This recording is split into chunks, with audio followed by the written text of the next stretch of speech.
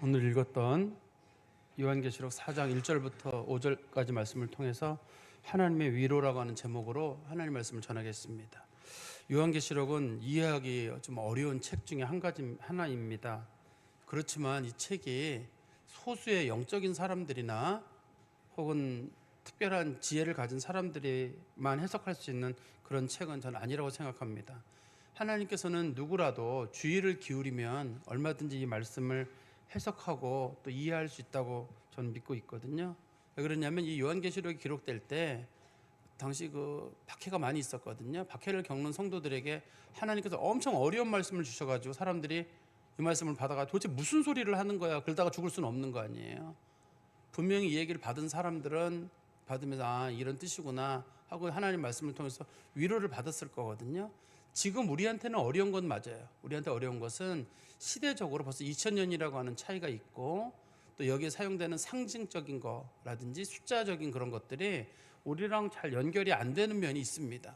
그렇지만 우리가 여기 나오는 숫자가 몇 개 안 돼요. 상징도 몇 개 안 되거든요. 반복이 됩니다. 그걸 쭉 이렇게 몇 개 이해하다 보면 이게 이런 뜻이겠구나 하고 우리가 짐작할 수는 있고 또 이해하는데도 조금 도움이 되지 않을까 저는 싶습니다. 잘 아시는 대로 이 요한계시록은 사도 요한이 기록을 했고 요한이 그 유배 중에 반모섬에서 기록된 것으로 알려져 있습니다. 그리고 사도 요한이 이 요한계시록을 기록할 때 그 소위 수신자라고 불려지는 사람들 누구에게 편지를 썼느냐 할 때 당시에 박해를 받고 있는 소아시아의 7교회들 그 교회들에게 이 편지를 보낸 겁니다. 그래서 이 성경의 목적 자체가 겁을 주는 게 목적이 아니에요. 대부분 사람들은 요한계시록을 읽으면서 거기 나오는 상징이나 이런 걸 보면서 무섭다. 앞으로 어떤 일이 있을 것인가 막 이런 쪽으로만 생각하는데 저는 이 말씀이 당시에 살았던 성도들에게 분명히 위로가 됐고 또 저희들에게도 위로가 된다고 저는 믿습니다. 우리 4장 1절 말씀 한번 보실까요? 제가 1절씩 조금씩 설명드리겠습니다. 2일 후에 내가 보니 하늘에 열린 문이 있는데 2일 후에란 말의 뜻은 이 일이 있고 난 다음에 이런 뜻이거든요. 우리 1장 19절에 보면은 하나님께서 1장 19절부터 3장 22절까지가 그 소아시아 7교회가 나옵니다. 거기 보면 에베소 교회도 있고 빌라델비아 교회도 있고 서머나 교회도 있고 그런 교회들이 있잖아요. 그런 교회들에게 쓴 편지가 그게 첫 번째 계시예요. 첫 번째 계시가 있고 나서 두 번째 계시인데 근데 2일 후에란 말의 뜻은 첫 번째 계시와 연결돼서 이 말씀을 이해를 하란 뜻이에요. 첫 번째 계시가 끝났지만 그 계시랑 이해를 해서 연결을 하라는 뜻인데 첫 번째를 뭘 봤냐면 하늘에 열린 문이 있는데 열린 문을 봤다라고 되어 있습니다. 그 열린 문에 대해서는 우리 바로 앞에 3장 8절에 보시면 거기 빌라델비아 교회에 주님께서 편지하시는 내용 중에 들어있는데요. 3장 8절에 보시면 볼지어다 내가 네 앞에 열린 문을 두었으되 능히 닫을 자가 없으리라. 내가 내 행위를 아노니 내가 작은 능력을 가지고도 내 말을 지키며 내 이름을 배반하지 아니하였도다. 여기 보니까 내가 내 앞에 열린 문을 두었다 이런 표현이 여기 등장하거든요. 이 열린 문이란 말은 어떤 뜻이냐면 당시에 이제 그 유대인들끼리 회의를 열었어요. 그때가 얌리아 회의라고 하는데 그 서기 90년에 있었거든요. 이때쯤에 구약 성경이 결정됩니다.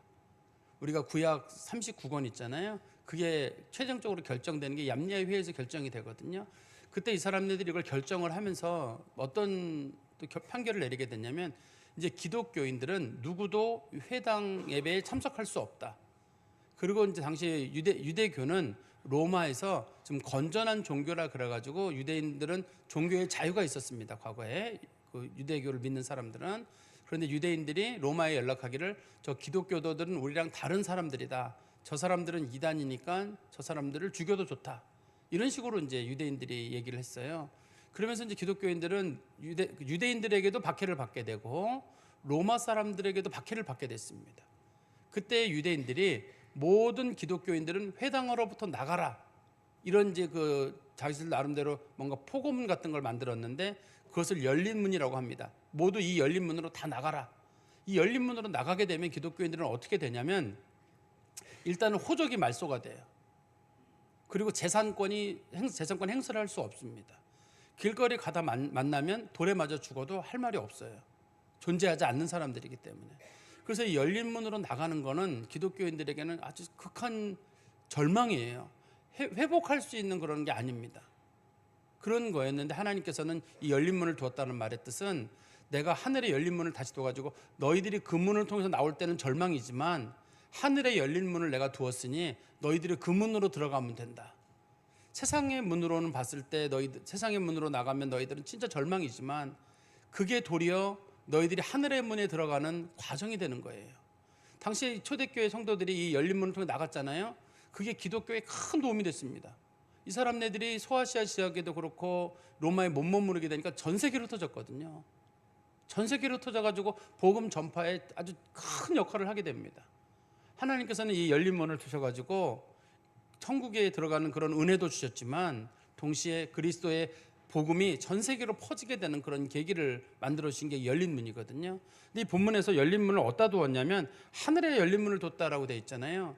사실 하늘에는 열린 문을 만들 수가 없어요. 왜냐하면 하늘에는 문을 만들 만한 공간이 없어요. 어떤 고정을 해야 되는데, 그래서 하늘에 문이 있다, 열린 문이 있다는 말의 뜻은 하나님의 임재가 거기 있다는 뜻이에요. 원칙적으로는. 우리 성경 말씀 보시면 그게 이해가 되는데요. 우리 한번 보실까요? 창세기 28장 15절부터 17절에 보시면, 창세기 28장 15절 17절입니다. 내가 너와 함께 있어 내가 어디로 가든지 너를 지키며 너를 이끌어 이 땅으로 돌아오게 할지라. 내가 네게 허락한 것을 다 이루기까지 너를 떠나지 아니하리라 하신지라. 야곱이 잠이 깨어 이르되 여호와께서 과연 여기 계시거늘 내가 알지 못하였도다. 이에 두려워하여 이르되 두렵도다 이곳이여. 이것은 다름이 아닌 하나님의 집이요 이는 하늘의 문이로다 하고. 무슨 말이냐면 이때가 이제 야곱이 자기 형을 배신하고 뭐 팥죽 사건이나 뭐 그런 걸 통해서 배신을 하게 되고 이제 쫓겨나가지고 이제 지금 바단 아람으로 가는 거거든요. 우리가 이제 야곱이 형을 속이고 또 음식 만들어주고 이럴 때 야곱의 나이를 어리게 보지만 성경적인 나이로 보면 당시 야곱의 나이가 73살인가 그래요. 나이가 많습니다. 그리고 그 야곱의 아버지 이삭이 40살에 결혼을 해가지고 60살에 자식을 낳았거든요. 그러니까 아버지 나이도 굉장히 나이가 많아요. 130살 이상 되기 때문에 아들이 떠나면서 내가 아무래도 아버지를 못 볼 것 같아요. 못 볼 것 같고 다시는 고향으로 못 돌아올 것 같아가지고 마음이 아주 무거울 때였는데 하나님께서 내가 너 다시 돌아오게 해주겠다. 이 땅을 내가 내게 주겠다. 그렇게 말씀하셨거든요. 그래서 이제 꿈에서 깨어나 보니까 그 동네가 베델이에요. 베델인데 베델이란 말의 뜻이 원래 하나님의 집이란 뜻이거든요. 야곱이 생각하기를 이곳이 하나님의 집이지 뭐 다른 데가 하나님의 집인가. 내가 하나님 만난 곳이면 하나님의 집이고 이곳이 하나님의 은혜를 베풀어 주시는 곳이면 이곳이 하나님의 하늘의 문이다. 이렇게 이제 야곱이 신앙 고백을 했는데 사실 열린 문이란 말도 여기서 나온 겁니다. 이 말을 인용해서 나온 표현이거든요. 그러니까 하나님께서 다 막는 것처럼 보이지만 열린 문을 통해 나가게 되면 다 막는 거거든요. 인생의 모든 것들이 막혀 다 빼앗기는 건데 하나님은 하늘의 문을 열어두셨어요. 하나님이 다 막으시는 일은 없다는 얘기예요. 우리 인생 가운데서 정말 다 막으시는 것 같은 날들이 있어요. 사람들이 정말 이것도 안 되고 저것도 안 되고 뭐도 안 되고 뭐도 안 되고 정말 숨도 쉴 수 없을 만한 그런 날들이 있습니다. 사람이 살다 보면 그런 날들이 있어서 어떤 사람들은 극단적인 선택을 하고 막 그러는데 그럴 필요 없어요. 지나고 나면 그렇게 별로 중요한 일도 인생에 많지 않고 지나고 나면 아무것도 아니에요. 또 중요한 일이라 할지라도 하나님께서 우리들이 피할 길을 다 열어놓으시거든요. 요즘 이제 수능 시험 가까워지면 우리 아이들 요즘은 모르겠어요. 옛날에 저희 때는 수능 시험 보고 나면 극단적인 선택을 하는 사람들이 많았어요. 몇 점 떨어졌다 못 봤다 그래가지고 그게 그렇게 지나고 나면 그게 몇 점 맞고 어느 학교 들어가고 그게 인생에 중요한 일인가요? 그거 안 가면 어떠고 가면 어때요? 그죠? 근데 그때는 애들도 어리고 우리도 부모들도 젊어가지고 애들 막 좋은 데 보내려고 아등바등 하는데 지나고 나면 아무것도 아닌데 애들 건강하게 그냥 지나고 자기 하고 싶은 거 하면 되는 건데 그때는 우리는 그런 마음의 여유가 없었고 애들도 없었나 봐요. 또 과거에는 군대도 가면 사람들이 요즘은 모르겠어요. 저희 때도 보면은 군대에서 또 여자친구 또 뭐 이렇게 헤어지게 되면 또 매달아 목매달아 또 가는 친구들이 또 제법 있었어요. 그때도 그거 뭐 한번 헤어지면 또 딴 사람 만나면 되고 길이 있는데 그때는 그게 그렇게 큰 거였는지. 또 어른들도 뭐 사업하다가 뭐 막히면 답답해가지고 그렇고 그런 다 막히는 것 같은 날들이 있잖아요. 당시에 이 그리스도인들이 겪었던 그 어려움들은 주로 순교예요. 다 죽음과 관련된 것들이거든요. 당시 성도들은 순교를 피할 길은 없어요. 어떻게 죽느냐, 죽는 방법이 칼에 죽느냐, 뭐에 죽느냐, 그런 것만, 불에 타서 죽느냐, 그 기름에 튀겨 죽느냐, 뭐 이런 거예요. 선택의 여지면 그런 것만 여지가 있는 건데, 성도들 그런 상태, 성경은 뭐라 그러냐면 다 그래도 피할 길이 있다. 그리고 설령 세상에 피할 길이 없으면 하나님께서 하늘에 열린 문을 두셔가지고 항상 너희들에게 있는 모든 일 다 지켜보고 계시고 그 일로 너희들을 인도하실 것이다. 하나님 안 보고 계신다고 생각하지 마라. 다 보고 계시고 하나님 길을 준비하신다. 그런 뜻으로 성경이 말씀하신 거 있는 겁니다. 그때 중간에 다시 4장 1절에 가보시면 내가 들은 바 처음에 내게 말하던 나팔 소리 같은 그 음성이 이르되, 여기 보니까 처음에 내게 말하던이란 말은 1장 10절에도 보면 나팔 소리가 들렸거든요. 여기서도 나팔 소리 같은 음성이에요. 나팔 소리가 아니라 나팔 소리 같은 음성입니다. 우리는 나팔 소리를 떠오르는 게 뭐냐면 큰 소리, 일어나라, 이런 소리를 우리는 상상하기 쉬워요. 어떠세요? 여러분 나팔 소리가 들렸다 그러면 출애굽기에도 나오거든요. 하나님의 임재 가운데 나팔 소리가 들렸다고 되어 있는데 우리는 막 큰 소리, 아니면은 너희들 잠자다 깨어나라, 뭐 이런 소리, 뭐 그런 트럼펫 소리를 아마 떠올리기 쉬울 텐데, 성경에서는 나팔 소리는 승리의 소리예요. 개선 장군이 들어올 때 사람들이 부르는 개선 장군의 소리이기 때문에 나팔 소리란 말은 하나님께서 승리하셨다는 것. 특히 이스라엘 백성들이 출애굽하기 직전에 하나님의 나팔 소리를 듣게 되거든요. 출애굽하면서 산에서 나팔 소리를 듣게 되는데, 그 얘기는 뭐냐면 하나님께서 내가 너희들을 40년 동안 광야를 잘 인도할 것이고 너희들이 가나안 땅에 성공적으로 들어갈 거라는 하나님의 약속의 나팔 소리거든요. 이 본문에서도 나팔 소리가 들린다는 말은 이스라엘 당시 그리스도인들은 마음속에 큰 절망이 있어요. 우리는 이렇게 죽는가, 우리는 이렇게 끝나는가 하는데 하나님께서 들려주신 소리가 나팔 소리인 거예요. 하나님이 승리하셨다. 하나님이 반드시 너희들에게 승리를 주시니까 절대 낙심하지 말아라. 그리스도인은 지는 일이 없다고 성경이 설명하고 있습니다. 그리고 그 음성이 이르되, 다시 1절입니다. 4장 1절에 보시면 이리로 올라오라. 이리로 올라오라는 건 하나님이 계신 하나님 나라에 열린 문이 있는 곳이거든요. 지금 사도 요한도 그렇고 성도들도 그렇고 세상에 속해 있잖아요. 세상에서 지금 회당으로 쫓겨나가지고 막 우울하고 살고 죽는 문제가 놓여 있고 그런 문제인데, 근데 거기서만 있으면 절망적인데 하나님께서 이리로 올라오라고 하는 말은 실제로 그런 일의 근원을 보라는 거예요. 하나님이 그 일을 왜 주셨는지. 그 모든 일을 하시는 분은 하나님이시고 그 일 뒤에 하나님의 뜻이 있거든요. 하나님의 뜻을 모르기 때문에 우리는 절망하고 있는데, 올라와서 새로운 세계를 보라는 거예요. 하나님이 일을 어떻게 처리하시는지. 우리는 하나님 처리하는 걸 모르니까 답답한데, 하나님이 처리하는 걸 너희들이 보려면 이리로 올라와서 하나님이 어떻게 일을 처리하시는지 보라는 거죠. 그리고 성경이 말하기를 이후에 마땅히 일어날 일들을 내가 내게 보이리라 하시더라. 지금 하나님께서 사도 요한을 통해 보여주는 일은 마땅히 일어날 일, 즉 반드시 일어날 일이에요. 앞으로 이제 지금 사도 요한이 계시를 보게 되는데, 그 계시는 이게 일어날 수도 있고 일어나지 않을 수도 있는 일이 아니라 반드시 일어날 일. 하나님께서 택하신 백성들, 박해받고 있는 그리스도인들을 위해서 반드시 하실 일입니다. 그 일들을 보이신다. 성경이 설명하고 있습니다. 그렇기 때문에 두려워하지 말고 걱정하지 마라. 하나님께서 반드시 도와주신다는 내용입니다. 2절에 보시면 내가 곧 성령에 감동되었더니, 이제부터 사도 요한이 보는 것은 눈으로 보는 게 아니라 성령의 감동 가운데 보는 거예요. 그래서 눈으로 보는 사람들은 저게 무슨 얘기인지 몰라요. 그렇지만 성령의 감동을 받은 사람들은 하나님께서 뭐를 보여주시려고 하시는지 하나님의 뜻을 알 수가 있어요. 그래서 이 눈으로 보는 사람들은 저게 저 말이 뭐고 그러는데, 자세히 보다 보면 저건 하나님께 성령의 감동 가운데 보여주시는 거구나. 그런데 제일 먼저 뭐를 보냐면, 보라, 하늘에 보좌를 베풀었고 그 보좌 위에 앉으신 이가 있는데, 하늘에 보니까 큰 보좌가 있는 거예요. 근데 그 보좌가 너무너무 커요. 하늘 높은 곳에 큰 보좌가 있는 거예요. 마음이 편해요. 왜 그러냐면 당시에 황제들이, 특히 이제 도미티아누스 황제라는 황제가 당시에 로마의 황제였었거든요. 그 사람이 길거리마다 큰 보좌를 만들어 놓고 자기가 그 보좌에 앉으면서 하는 말이, 나는 신의 아들이다. 나에게 절하지 않는 사람들은 내가 모두 죽이겠다. 이런 식으로 얘기를 했어요. 근데 이 도미티아누스만 그런 게 아니라 당시 로마의 황제들은 동전을 만들 때 은화나 금화죠. 은화나 금화를 만들 때 거기다 항상 자기 이름 쓰고 나서 신의 아들이라는 칭호를 거기다 붙였습니다. 다 붙였어요. 그래서 여러분들이 은하나 금화 이렇게 돌아다니는 거 유튜브 같은 거 보시고 그거를 인터넷 같은 거 보신 다음에 글씨를 자세히 라틴어로 보면 신의 아들이라고 다 써 있어요. 모든 은하 금화에는 그 황제 이름이 써 있고.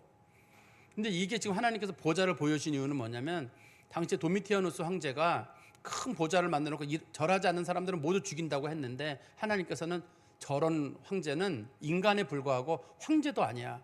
진짜 황제는 하나님이시고 진짜 주제는 하나님이시고 진짜 보좌는 하나님 나라에 있어.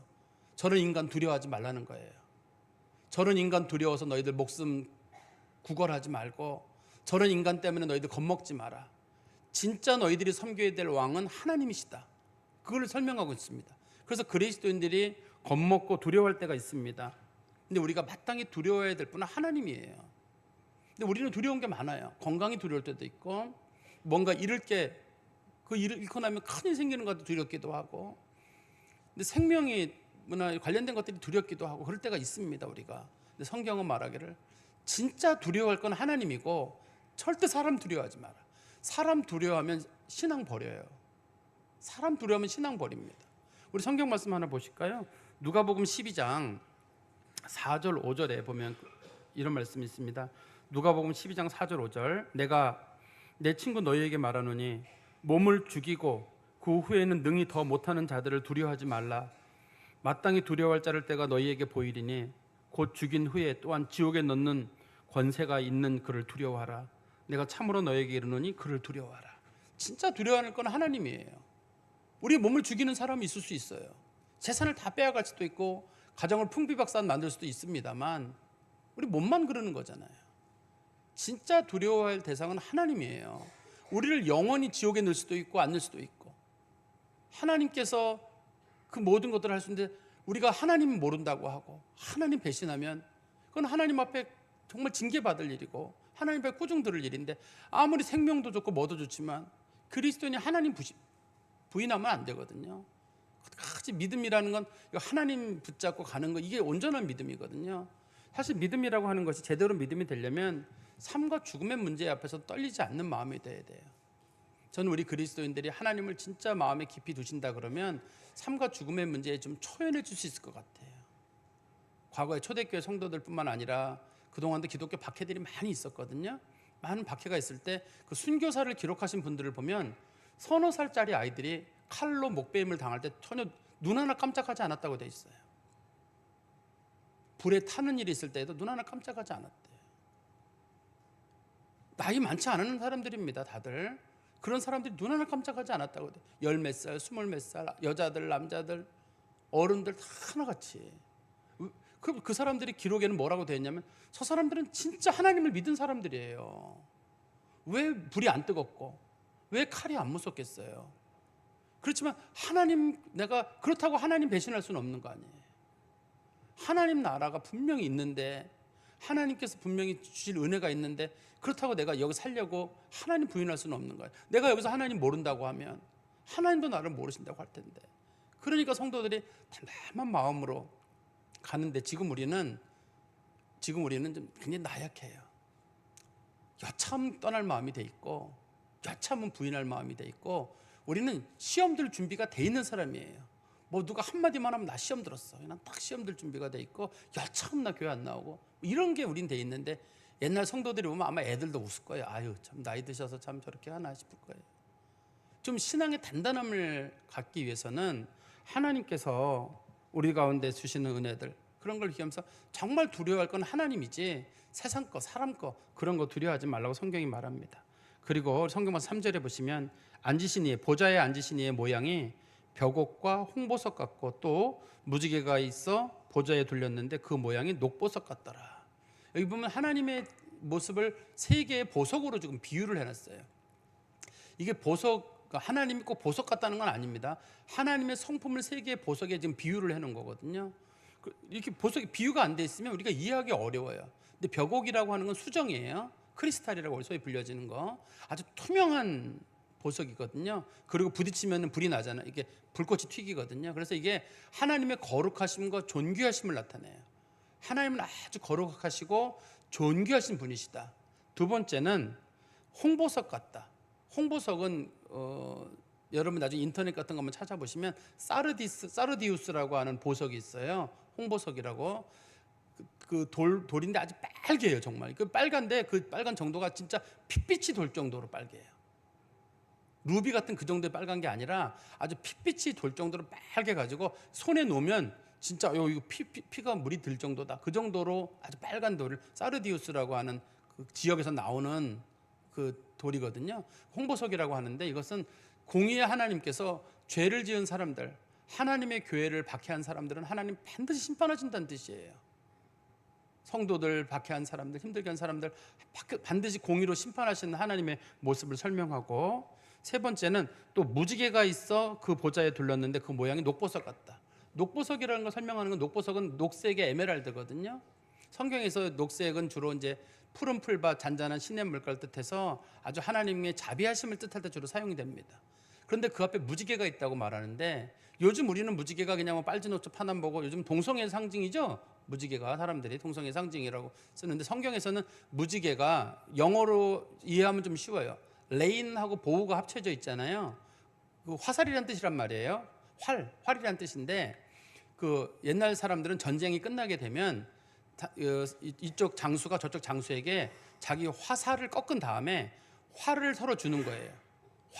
활을 주면서 나랑 너랑은 이제 전쟁을 하지 않는다, 우리는 평화 협정을 맺자 할 때 활을 줍니다. 근데 무지개는 큰 활인 거예요. 화살이 없는 큰 활. 그래서 성경에서 무지개는 하나님의 평화를 나타내요. 하나님의 은혜와 평화와 자비와 너그러움을 나타내거든요. 그래서 여기서는 세 가지의 성품을 보여주는데, 하나님께서는 하나님의 교회를 박해한 자들에게는 하나님께서 반드시 그들을 심판하시고, 그러나 하나님의 자녀들에게는 하나님의 너그러움을 베푸신다. 그러니까 하나님의 두 가지 모습이 거기 있고, 그 일을 하시는 분은 거룩하신 하나님이시다, 이렇게 설명하고 있습니다.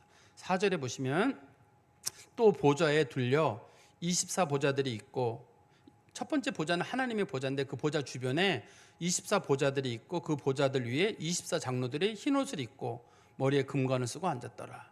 여기 24장로들란 말은 요한계시록에서는 구약의 12지파를 상징하고 신약의 12제자들을 상징하거든요. 그래서 구약과 신약의 모든 성도들을 부르는 말이에요. 구원받은 모든 성도들, 신구약의 모든 구원받은 성도들이 하나님의 보좌 주변에 앉아 있는데, 근데 그 사람들도 어디에 앉아 있냐면 보좌에 앉아 있어요. 보좌는 왕들이 앉는 자리거든요. 왕의 보좌에 앉아 있고, 어떤 옷을 입고 있냐면 흰 옷을 입고 있습니다.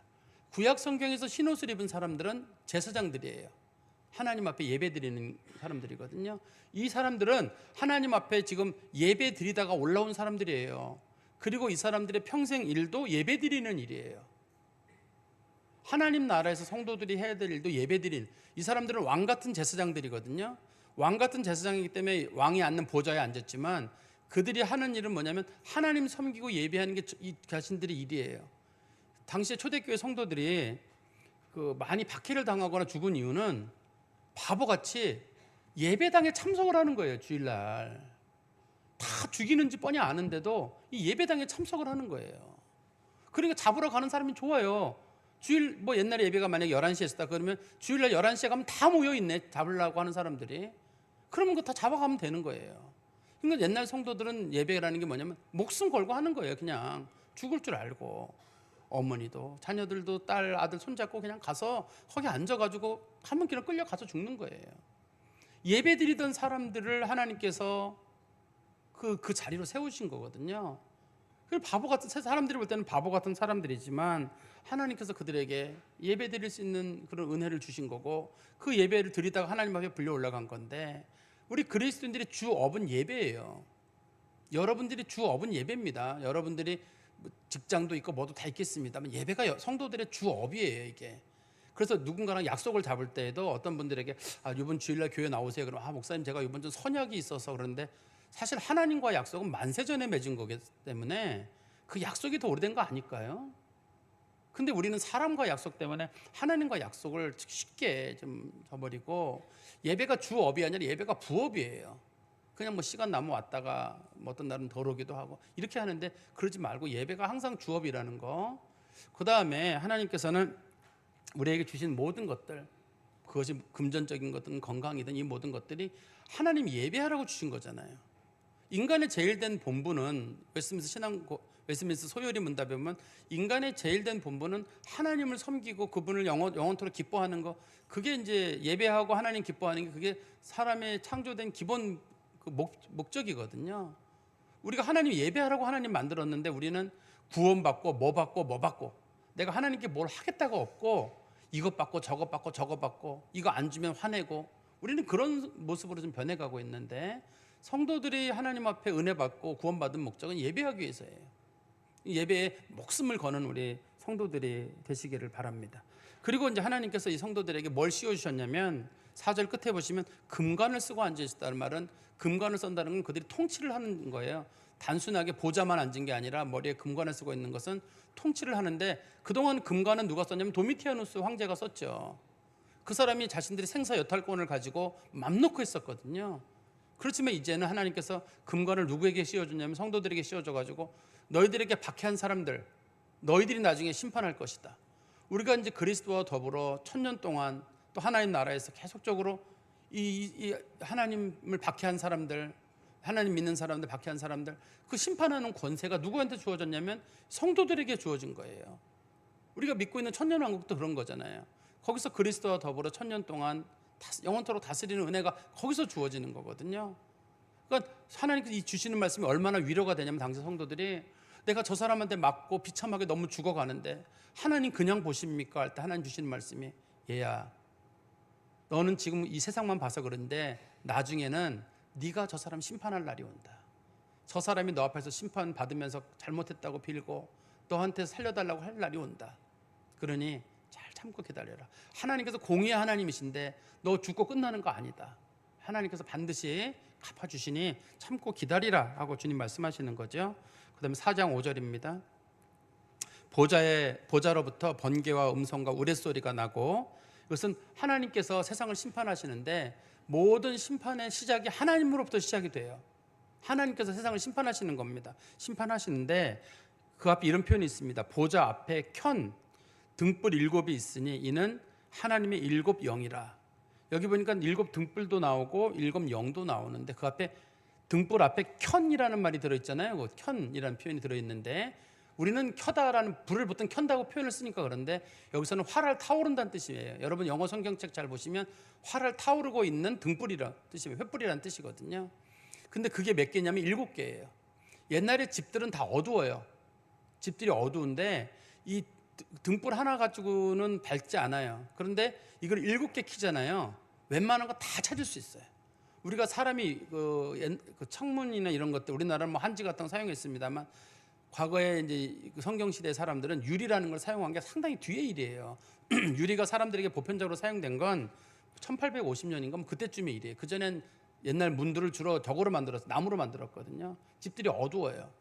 그럴 때 바늘 하나 잃어버리면 못 찾아요. 낮에도 못 찾고 밤에도 못 찾아요. 아무것도 안 보이기 때문에 못 찾는데 그때 꼼꼼하게 다 찾으려면 불을 여러 개 켜면 돼요. 성경에서 7개의 불을 켠다는 말의 뜻은 모든이란 뜻이에요. 모든 걸 다 밝히는데 여기 보면 7불은 7 영이다 이렇게 돼 있잖아요. 하나님의 영께서 모든 걸 다 보고 계신다 이런 뜻이에요. 제가 좀 정리해드리면 이런 겁니다. 성도들이 생각하기를 하나님 저 사람이 진짜 우리 그리스도인들에게 못되게 굴었는데 하나님 저 사람이 한 거 안 보이십니까? 성경이 말하기를 하나님의 7 영, 등불을 가진 7 영이 다 보고 계시다. 하나님 앞에 숨길 수가 없다. 하나님 제가 이렇게 이 사람들에게 지금 불에 타서 죽게 되는데 너무 억울해요. 내가 사라지게 되면 어떻게 되죠? 성경 말하기를 내가 어디 있든지 너 찾아내겠다. 반드시 내가 너를 건져내고 내가 반드시 너를 찾아낼 거니까 아무리 소외된 곳에 있건 어디 있건 내가 반드시 너 건져낼 테니까 걱정하지 마라.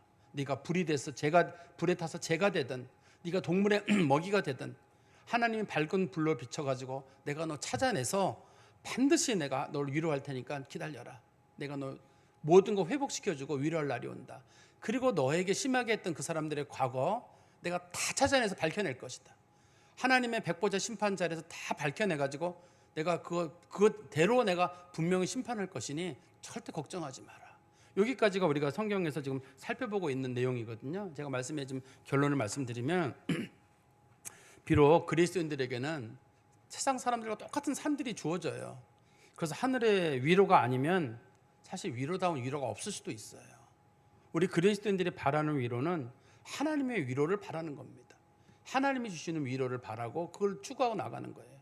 근데 간혹 그리스도인들이 나도 심판을 받으면 어떡하나요? 그러는데 사실 이 심판은 그리스도인들에게 주어지는 건 아니에요. 이 요한계시록 심판은 누구에게 주어지냐면 인 맞지 않은 사람들이라고 해요. 원래 성경에서 도장을 맞는데 이마에 인 맞은 사람들은 심판이 없고 이마에 인을 맞지 않은 사람들은 심판이 있다고 하는데 이마에 인이라는 건 무슨 뜻이냐면 누구에게 충성하고 누구에게 속한 사람들이라는 뜻이에요. 예수님에게 충성하고 예수님께 속한 사람들은 심판이 없어요. 그렇지만 이 예수님에게 속하지 않고 예수님에 충성하지 않고 세상에 충성하는 사람들 있잖아요. 그 사람들의 이마에는 사탄의 인이 찍히는 거예요. 그 사람들에게는 구원이 없어요. 그러면 소위 성경에서 말하는 사탄의 인을 받은 사람들은 어떤 사람들이냐면 이 요한계시를 놓고 봤을 때 세상의 요구대로 세상이 그리스도인데 이거 해라 저거 해라 우상 섬겨라 뭐 해라 그러면 다 쫓아가는 거예요. 살려고 자기 그거 다 내놓고 신앙 내놓고 한 사람들. 성경에서는 그걸 사탄의 인받은 사람들이라고 하거든요. 세상이 신인 거예요. 사람이 신인 거고. 그런 사람들은 하나님 나라의 구원에 이르지 못하는 사람들이고, 두 번째는 세상에 그냥 그 내놓을 뿐만 아니라 헌신하는 사람들이에요. 그 세상을 하나님은 버리고 세상 것 헌신하고 세상 사람들, 자기 가족들 신앙적인 것보다는 그거 더 소중히 여겨가지고 그거에 헌신하는 사람들. 성경에서는 하나님을 사랑하는 사람들이 다른 거 더 사랑하는 게 있으면 그걸 음녀라고 부르거든요. 음행한다고 부릅니다. 영적인 음행이라고 부르거든요. 영적인 음행을 범하는 사람들도 하나님께서는 반드시 심판하는 사람들이고, 자신의 영혼을 팔아버리는 사람들이 있어요. 이제 교회를 안 나오거나 먹고 사는 문제, 세상의 즐거움 때문에 교회 안 나오고 하나님 떠나는 사람, 이 영혼을 팔아버린다고 하는 사람들, 이런 사람들이 심판의 대상입니다. 그렇지만 하나님께서는 믿는 자들에게는 심판을 주진 않아요. 믿는 자들은 이런 일을 겪지도 않지만 겪게 된다 할지라도 하나님께서 돌이킬 수 있는 기회를 주시거든요. 우리가 주님을 모른다고 할 때도 있어요. 때로는 우리가 영혼을 파는 것 같은 그런 날들도 있는데 하나님께서 믿는 자들에게는 은혜를 베푸셔가지고 다 돌이킬 수 있도록, 대신에 성도들도 마음의 긴장감은 늘 가져야 돼요. 절대 나는 주님 모른다고 하지 말아야 되겠다. 아무리 살고 죽는 일이 있다 할지라도 내가 사람 때문에 하나님 모른다고 해서는 안 되겠다. 신앙이라고 하는 이 가치를 철저하게 지켜야 되겠다. 우리 그리스도인들이 이 세상에 심판을 받지 않는 이유는 우리는 심판을 하는 사람의 위치에 있잖아요. 그리스도와 더불어서 왕 같은 제사장으로서 보좌에 앉아 심판하는 사람들이기 때문에 심판을 받을 사람들은 아닙니다. 그렇지만 항상 마음에 긴장감은 가지고 있어야 돼요. 내가 심판을 받은 사람도 아니지만 그렇다고 우리가 사탄의 인을 맞을 수도 없고 우리가 양심을 팔 수도 없고 신앙을 팔 수도 없고 그래서도 안 되는 거잖아요. 예수 믿는 사람들이 지옥 가거나 하나님 모른다고 하거나 그러진 않습니다. 하나님은 그들에게 은혜를 베푸시지만 그렇다고 하더라도 그리스도인들이 너무 마음을 방만하게 먹고 교회 안 나오면 어때? 다음에 가고 사람들 좀 비유 좀 맞추고 어차피 하나님한테는 눈 하나 찔끔 하면 되는 문제인데 이러고 이제 넘어간다 그러면 그건 하나님 앞에 큰 실수를 하는 거거든요. 우리가 제일 두려워할 건 하나님을 두려웠기 때문에 그리스도인들은 하나님 나라의 위로로 소망을 삼지만 대신에 그리스도인들은 동시에 자신이 하나님 앞에 가졌던 그 신앙, 그건 잘 지켜야 돼요. 이 신앙을 잘 지킨 자들에게 주어지는 게 하늘의 위로거든요. 하나님의 위로만 바랄 게 아니라 우리들의 신앙을 잘 지키는 그런 열심도 있기를 간절히 소망합니다. 기도하겠습니다. 하나님 아버지, 주님을 감사합니다. 우리 주 예수 그리스도께서는 주를 믿는 자들의 눈에서 눈물을 닦아주시고 또 사망과 고통과 환난이 우리 성도들을 사롭지 못하도록 끝까지 지켜주신다고 하나님 말씀하셨습니다.